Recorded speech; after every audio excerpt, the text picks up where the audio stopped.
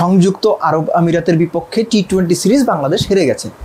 এখন বাংলাদেশ যদি পাকিস্তানের বিপক্ষে সিরিজটা জিতে যায় তাইলে কেমন হবে? তখন কি আমরা খুব জোরে হাততালি দেব, পেছনে সব কিছু ভুলে যাব?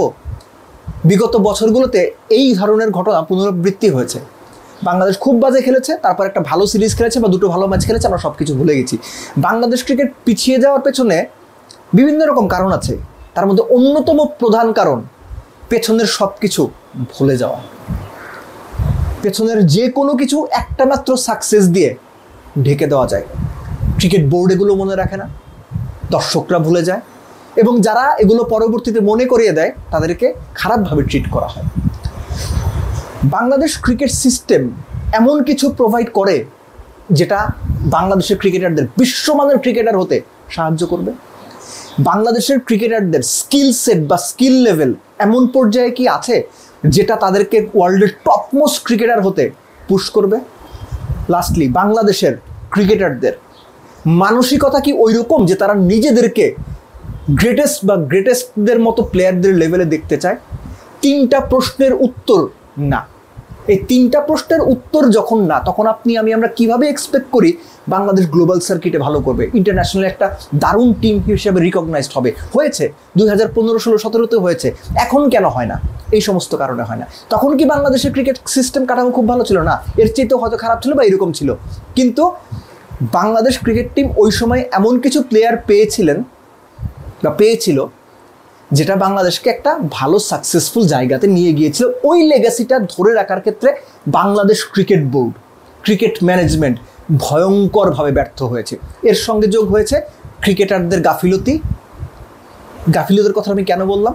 বাংলাদেশের ক্রিকেটের একটা বেসিক প্রবলেম আছে। প্রবলেমটা হচ্ছে নিজের যে স্কিল সেট, বেশিরভাগ ক্রিকেটার ওই স্কিল সেটটা একটা পর্যায়ে নেওয়ার পরে সেটা আর তারা নার্সিং করেন না, সেটা আর শার্পেন করার জন্য বা আরও ক্ষুরোধার করার জন্য যে চেষ্টা, যে শ্রম, যে ডিসিপ্লিন হওয়া দরকার সেটা তারা করেন না। মুস্তাফিজ হচ্ছে সবচেয়ে বড় উদাহরণ।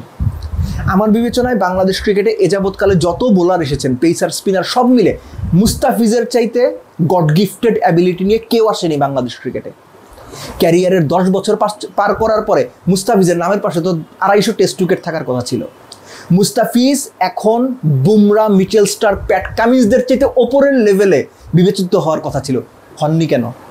নিজের যত্ন নেননি। নিজের যে অ্যাবিলিটি ওটুকুতেই তিনি সন্তুষ্ট থেকেছেন। না ভাই, হয়েছে তো, আইপিএল খেলে তো বছরে 4-5 কোটি টাকা কামাই।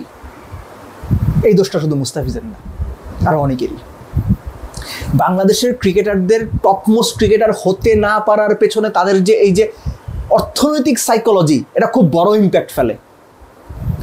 যখনই তাদের মোটামুটি বেশ ভালো পরিমাণে টাকা পয়সা হয়ে যায়, ঢাকা শহরে 2টো ফ্ল্যাট হয়ে যায়, গ্রামে 2-3 বিঘা জমি হয়ে যায়, একটা বাড়ি হয়ে যায়, 2টো গাড়ি হয়ে যায়, তখন ওই পারফরমেন্সের যে ক্ষুধা, গ্রেট হওয়ার যে হাঙ্গার, এগুলো ল্যাক করে, এগুলো নিচের দিকে নামতে থাকে। হয়েছে তো, আপনি ক্রিকেটটা কেন খেলেন? টাকার জন্য, বাড়ি গাড়ি করার জন্য? বাড়ি গাড়ি তো হয়ে গেছে, তাহলে আপনি আর ওই এফোর্টটা কেন দিবেন? আপনি কেন চিন্তা করবেন আপনি বিরাট কোহলি হবেন? আপনি কেন চিন্তা করবেন আপনি ব্রায়ান লারার মতো কেউ একজন হবেন? আপনি কেন চিন্তা করবেন আপনি ইমরান খানের মতো একজন অলরাউন্ডার হবেন? আপনি চিন্তা করবেন না, কারণ আপনার সিস্টেম, আপনার পারিপার্শ্বিকতা আপনাকে ওই চিন্তা করার মতো জায়গায় নিয়ে যায় না। আপনি নিজেও চিন্তা করতে পারেন, আপনি অল্প সন্তুষ্ট থাকেন। আরেকটা জায়গা আছে, স্কিল সেট। বাংলাদেশের ক্রিকেটারদের একটা বড় অংশ নিজের সামর্থ্য সম্পর্কে একটা ভুল ভ্রান্ত ধারণা নিয়ে পুরো ক্যারিয়ার কাটিয়ে দেয়। তিনি হয়তো মনে করছেন যে আমি top player, actually he is not. এবং তাকে যদি এটা কেউ বলতে যায়, বোঝাতে চায়, অনেক ক্ষেত্রে তারা রিয়াক্ট করেন।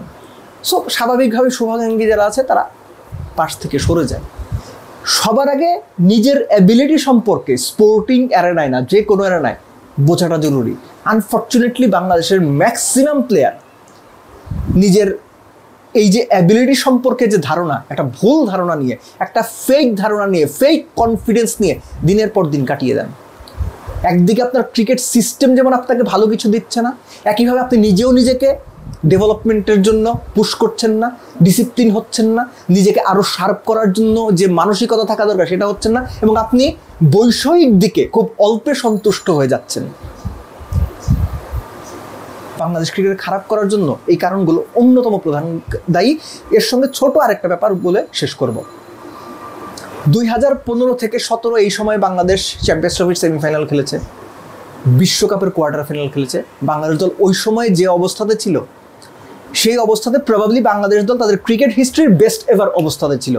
ঘরের মাঠে সাউথ আফ্রিকা, পাকিস্তান, ইন্ডিয়ার মতো দলকে ওয়ানডেতে হারিয়েছে।